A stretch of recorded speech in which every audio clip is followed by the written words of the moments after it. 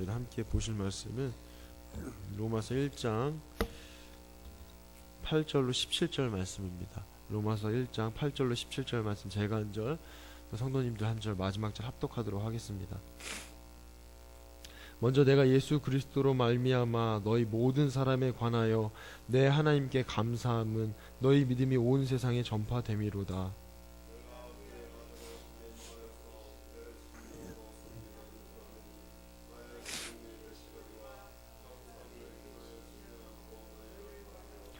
어떻게 하든지 이제 하나님의 뜻 안에서 너희에게로 나아갈 좋은 길 얻기를 구하노라.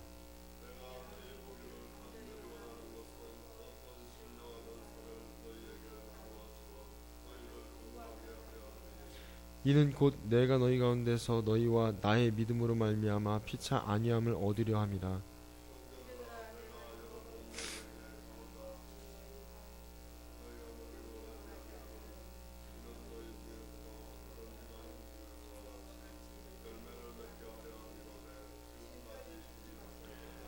헬라인이나 야만인이나 지혜 있는 자나 어리석은 자에게 다 내가 빚진 자라.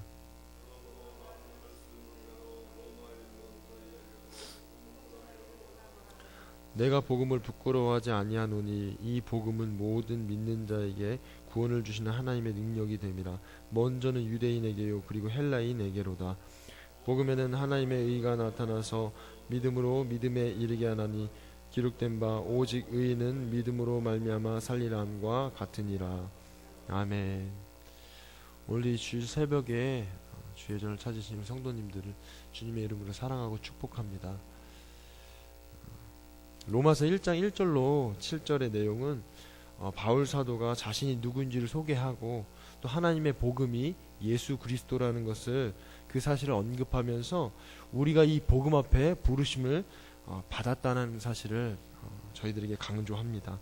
오늘 이 8절부터 17절의 말씀은 이 복음이신 예수 그리스도께 부름을 받은 이 로마 성도들의 믿음이 로마 제국 구석구석에 전해진 것에 대해서 바울 사도가 하나님께 감사하면서 또 로마 성도들을 위해 쉬지 않고 기도할 뿐만 아니라 이 로마 성도들을 만나기 위해서도 간절히 기도하고 있다고 이렇게 소개하고 있습니다.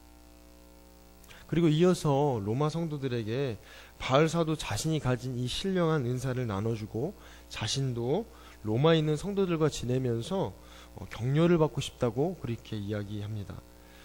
그런데 이 13절의 말씀이 편지의 내용을, 이 흐름을, 분위기를 순식간에 바꿔놓습니다. 저희 함께 13절을 읽어보도록 하겠습니다.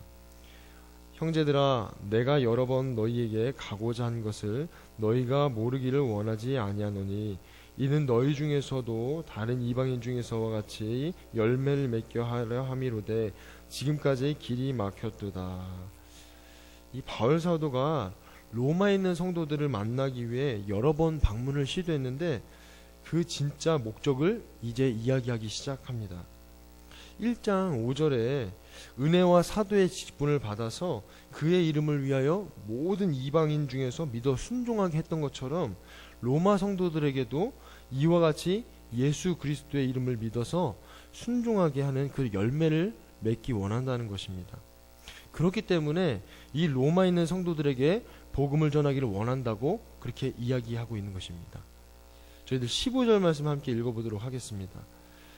그러므로 나는 할 수 있는 대로 로마에 있는 너희에게도 복음 전하기를 원하노라. 이 15절은 정말 이상한 말씀입니다. 로마 성도들에게도 이 예수 그리스도의 부르심을 받았고 또 성도로 부름을 받아서 이들의 믿음이 로마 제국에 널리 퍼졌다고 이렇게 칭찬을 해놓고 이 로마 성도들에게 복음을 전하고 싶다고 이렇게 말하고 있는 이 15절이 참 내용상으로 참 부자연스럽다라는 것을 생각해 보게 됩니다. 바울 사도가 로마에 있는 이 성도들에게 복음을 전하려는 이유에 대해서 많은 학자들이 저마다 다른 견해를 이야기합니다. 먼저는 믿음으로 바로 서 있던 이 로마 성도들 안에 이단이 들어와서 어려움에 봉착해 있기 때문에 그릇된 복음이 아니라 온전한 복음을 다시 한번 전할 필요성이 있다는 것입니다. 두 번째로는 바울 사도가 이 예루살렘을 거치게 되면서 혹여나 로마에 있는 성도들을 만나게 되지 못할 수도 있다는 그런 우려를 가지고 복음을 전했다는 것입니다. 그리고 세 번째로는 이 전략적인 의도를 가지고 미리 이 편지를 통해서 복음을 전해 놓으면 후에 이 로마 선교에 유리하기 때문에 복음을 전하려고 한다는 것입니다. 이 외에도 참 많은 견해들이 있는데요. 다 어느 정도 타당하게 여겨질 수 있습니다. 그런데 로마서 13장 13절에 이런 말씀이 있습니다. 낮에와 같이 단정히 행하고 방탕하거나 술 취하지 말며 음란하거나 호색하지 말며 다투거나 시기하지 말고. 이 13절을 통해서 이 첫 믿음의 순수성과 열정을 잃어버렸을 수도 있기 때문에 다시 한번 이 은혜가 필요한 시기라고 판단하고 복음을 생생하게 전하려는 그런 간절한 소원을 가지고 있다고 여겨집니다. 어쩌면 16절에서 바울 사도가 나는 복음을 부끄러워하지 않는다는 이 고백 속에서 로마 성도들이 이 로마 제국 곳곳에 퍼졌던 이 믿음의 소문이 이제 점차 사라지고 복음을 부끄러워하거나 더 이상 자랑스러워하지 않는 그런 현상이 나타나고 있을지도 모르겠다고 여겨집니다. 그래서 바울 사도는 이 복음이 모든 사람을 구원하는 하나님의 능력이라고 힘주어 말하면서 다시 한번 그들의 마음에 경각심을 주고자 했을 것입니다. 바울 사도가 복음을 전하려는 이유가 한 가지가 아니라 매우 다양할 수도 있습니다. 여기서 주목할 점은 바울 사도가 복음을 부끄러워하지 않고 모든 믿는 사람에게 구원을 주는 하나님의 능력이라고 고백했다는 것입니다. 바울 사도에게 복음 아닌 다른 것은 다 배설물로 여겨졌습니다. 그리고 이 바울 사도에게 이 십자가의 복음은 이제 그리스도와 함께 십자가에 못 박혔고 그리스도가 자신 안에 사시는 그런 복음인 것입니다. 1절부터 7절에서 강조했던 것 같이 복음은 예수 그리스도인데 이 예수님 한 분으로 충분하다는 것입니다. 앞에도 어제 말씀드렸던 것 같이 예수의 이름에는 두 가지 의미가 있습니다. 첫 번째는 그가 자기 백성을 그들의 죄에서 구원할 자다라는 그런 뜻이고요. 두 번째로는 임마누엘이라는 것입니다. 하나님이 우리와 함께 계시다라는 것입니다. 로마 성도들이 이 로마 제국의 핍박과 이 도덕적으로 또 정치적으로 문화적으로 굉장히 부패하고 타락한 이 로마 사회 속에서도 예수님 한 분으로 만족하면서 또 천국을 사모하면서 그들과는 구별된 그런 삶을 살아가는 모습을 통해서 이들의 믿음이 로마 제국 구석구석에 그게 소문이 퍼졌을 것입니다. 죄에서 구원을 받았다는 것이 얼마나 놀라운 사건인지 공감이 되십니까? 예수님께서 우리 함께 하신다는 사실이 정말 놀랍게 여겨지십니까? 저는 바울 사도처럼 큰 명예나 그런 지위나 어떤 풍부한 학식이나 든든한 배경을 가지고 있지 않지만 이 복음이신 예수님 만나고 참 많은 것들로부터 자유함을 누리게 되었습니다. 20년이 넘게 교회는 다녔지만 제가 죄인이라는 사실을 모르고 그렇게 교회를 다녔던 것 같습니다.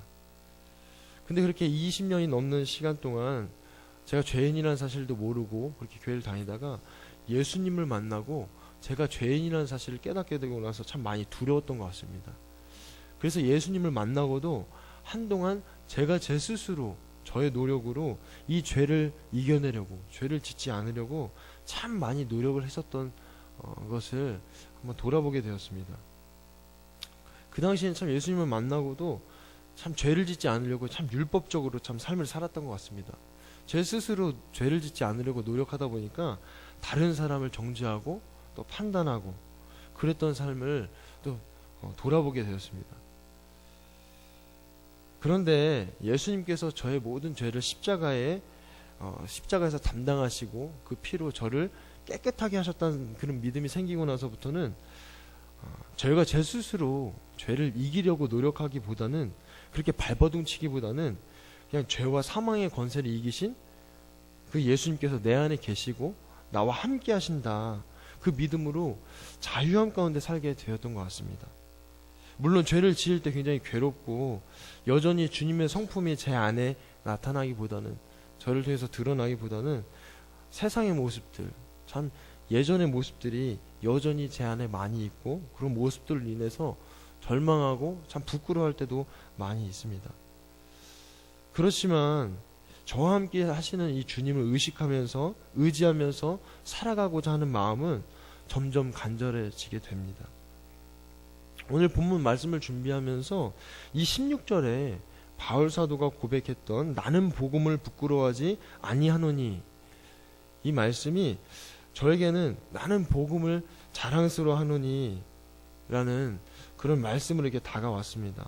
아마 바울 사도가 이 고백을 이 로마 성도들에게 하면서 복음을 부끄러워하지 않는다라는 표현보다는 복음을 자랑스러워한다라고 그렇게 써서 보내고 싶었을 것이라는 그런 생각을 하게 되었습니다. 나는 복음을 자랑스러워한다. 예수 그리스도를 만나서 더 이상 죄의 종로를 타지 않고 죄의 짐을 지지 않고 살아가는 이 삶에 대한 이 삶에 대한 가치가 얼마나 중요한지를 이 바울 사도는 철저하게 깨닫고 경험하게 했기 때문에 로마 성도들에게 이 복음을 다시 한번 전하려는 간절함이 있었을 것입니다. 저와 성도님들에게도 이 복음이 하나님의 능력이고 구원의 기쁨이고 또 복음이신 예수님과 동행하면서 주님 한 분만으로 만족하는 그런 삶을 살아가게 되시길 바랍니다. 본문 말씀을 준비하면서 저의 죄를 사하시고 저와 함께 하시는 그 주님을 생각하면서 제 안에 주님께서 다른 또 소망을 주셨구나라는 것들을 깨닫게 되었습니다. 그분과 동행하면서 죄로부터 자유함을 누리면서 살아가지만 주님께서 더 원하시는 것은 동행하는 것으로 그치는 것이 아니라 이제 나를 사랑하셨던 그 예수님을 나도 사랑하면서 살아가는데 집중해야 될 것을 하나님께서 깨닫게 해주셨습니다. 죄를 내가 스스로 이기면서 살아가려고 하기보다 그 주님과 동행하고 그 주님을 사랑하며 살아가다 보면 주님을 닮아가고 또 주님처럼 살아가게 될 것이라는 것을 주님께서 저에게 가르쳐 주셨습니다. 저와 성도님들도 오늘 하루를 살아가시고 또 한 주간을 살아가시면서 또 하나님 앞에 서는 그날까지 하나님을 사랑하시면서 살아가시다가 하나님 앞에 섰을 때 전혀 어색함 없이 또 주님을 사랑한다고 고백하게 되는 그런 복된 삶을 살아가시는 그런 저와 성도님들 되시길 간절히 소망합니다. 기도드리겠습니다. 사랑하는 하나님 아버지, 감사드립니다. 하나님, 이 새벽에 저희들을 불러주셔서 하나님의 말씀을 나누게 하심을 감사드립니다. 하나님, 저희들에게 허락하셨던 그 복음, 그 복음으로 인하여서 주님 안에서 자유함을 누리고 살아가지만 또 한편으로는 세상의 걱정, 근심, 염려를 하면서 정말 주님께서 허락하셨던 그 십자가의 능력을 저희들이 잊고 살아갈 때가 많이 있습니다. 복음이신 예수 그리스도 늘 우리 안에 계시고 우리의 삶을 선하게 인도하시건만 그 주님을 잊고 살아갈 때가 너무나도 많습니다.